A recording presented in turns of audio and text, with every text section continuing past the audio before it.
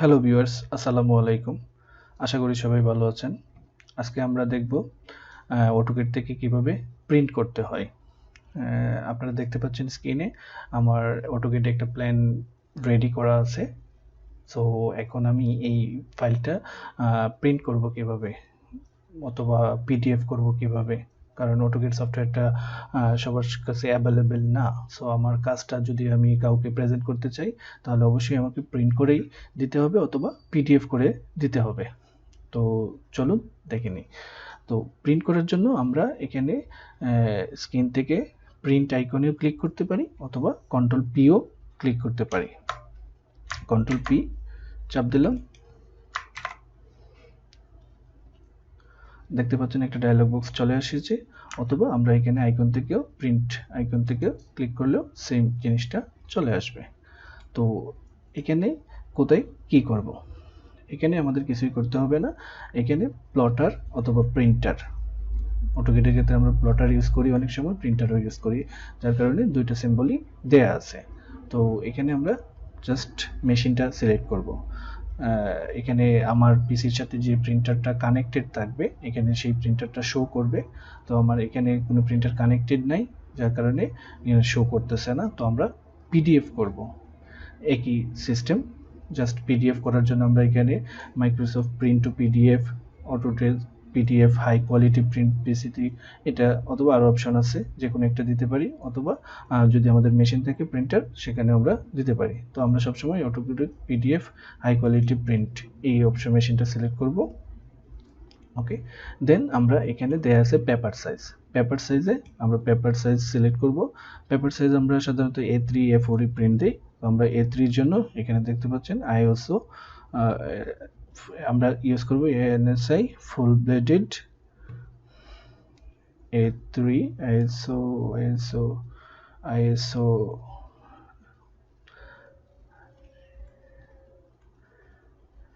এখানে ISO A3 420/297 mm পেপারটা আমরা সিলেক্ট করলাম। দেন এখানে দেখতে পাচ্ছেন ডিসপ্লে শো করতেছে। তো আমরা কি করব, ডিসপ্লেতে না ক্লিক করে আমরা এখানে ক্লিক করে উইন্ডো নেব। উইন্ডো ক্লিক করলাম, দেন উইন্ডো আমরা এই প্রিন্টটা কোন অংশটা আমরা প্রিন্ট করতে চাই, যতটুকু এরিয়া আমরা প্রিন্ট করতে চাই ততটুকু এরিয়া আমরা সিলেক্ট করব।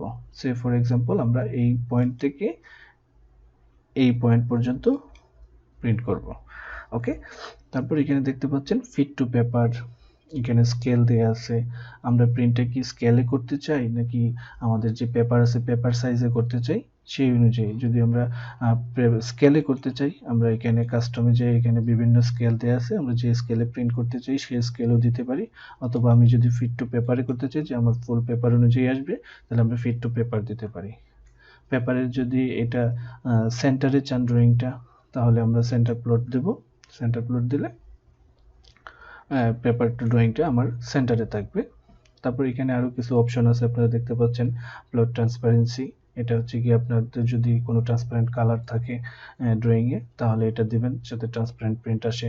Plot to object line weight, আমার যদি ড্রয়িংয়ের বিভিন্ন লাইন ওয়েট থাকে তাহলে লাইন ওয়েট এটা সিলেক্ট করতে হবে, তাহলে প্রিন্টটা আমার লাইন ওয়েট সহ আসবে, কোনোটা লাইট কোনোটা ডিপ কালার ইত্যাদি। তারপর প্লট স্টাম্প, প্লট স্টাম্প যদি আমরা চাই এটা আমাদের ড্রয়িং লোকেশনটা কোথায় আছে, কখন প্রিন্ট করছি সব ডিটেলস প্রিন্টের মধ্যে থাকবে। তো এগুলো অ্যাডভান্স আশা করি প্রথমভাবে আপনাদের লাগবে না। তো আমরা এখন প্রিভিউ দেখব আমাদের ড্রয়িংটা কীরকম আসতেছে। আপনারা দেখতে পাচ্ছেন যে আমি পেপারটাতে যে এরিয়া সিলেক্ট করছি সেটা এখানে শো করতেছে। তো আমরা এখন রাইট বাটন ক্লিক করে যদি প্রিন্ট করতে চাই প্লটে ক্লিক করব, আর প্রিন্ট যদি না করতে চাই এক্সিটে ক্লিক করব। আপনারা দেখতে পাচ্ছেন এটা কালার আসছে। সো আমি যদি এটা কালার প্রিন্ট করতে চাই তাহলে আমি কালার প্রিন্ট দিতে পারি, প্লট দিতে পারি। আর যদি আমি কালার না দিতে চাই ব্ল্যাক অ্যান্ড হোয়াইট করতে চাই তাহলে আমি এক্সিট দিয়ে পেছনে যাব। তারপর এখানে প্লট স্টাইল দেয়া আছে, আপনারা দেখতে পাচ্ছেন নান। এখানে আমরা যদি কালার চাই তাহলে আমরা নান রাখতে পারি অথবা একেড রাখতে পারি। আর যদি আমরা ব্ল্যাক অ্যান্ড হোয়াইট করতে চাই তাহলে আমরা মনোক্রোম ক্লিক করব। মনোক্রোম ক্লিক করে ইয়েস দেব এবং প্রিভিউ দেব। আপনারা দেখতে পাচ্ছেন জিনিসটা ব্ল্যাক অ্যান্ড হোয়াইট হয়ে গেছে। ব্ল্যাক অ্যান্ড হোয়াইট হয়ে গেছে। এখন আমরা যদি এটা রাইট বাটন ক্লিক করে প্লট দিই তাহলে প্লট একটা ডায়লগ বক্স আসছে যে আমরা প্রিন্টটা কোথায় করতে চাচ্ছি, আমরা যে লোকেশনে করতে চাই সেই লোকেশনে জাস্ট সিলেক্ট করব, তারপর এখানে আমরা কি নামের ফাইলের একটা নাম দিব, print প্রিন্ট করলাম, জিনিসটা প্রিন্ট হয়ে গেল আমার পিডিএফ। সো এটা আমার পিডিএফ আমি সিলেক্ট করছিলাম, এই কারণে পিডিএফ এ আসছে। যদি আমরা কোনো আমাদের প্রিন্টার মেশিন থাকতো, প্রিন্টার মেশিন দিলে প্রিন্টার মেশিনে চলে আসতো। এখন এই পিডিএফটা আমরা যে কাউকে প্রেজেন্ট করতে পারবো, অথবা পিডিএফ থেকেও আমরা প্রিন্ট করে নিতে পারবো। আশা করি আপনারা ভিডিওটা বুঝতে পেরেছেন। যদি ভালো লাগে অবশ্যই লাইক দিবেন, এবং যদি কোনো কিছু জানার থাকে কমেন্ট করে জানাবেন, এবং নিয়মিত ভিডিও পেতে হলে চ্যানেলটা অবশ্যই সাবস্ক্রাইব করবেন। সে পর্যন্ত ভালো থাকবেন। আশা করি নতুন ভিডিওতে আবার দেখা হবে। আল্লাহ হাফেজ।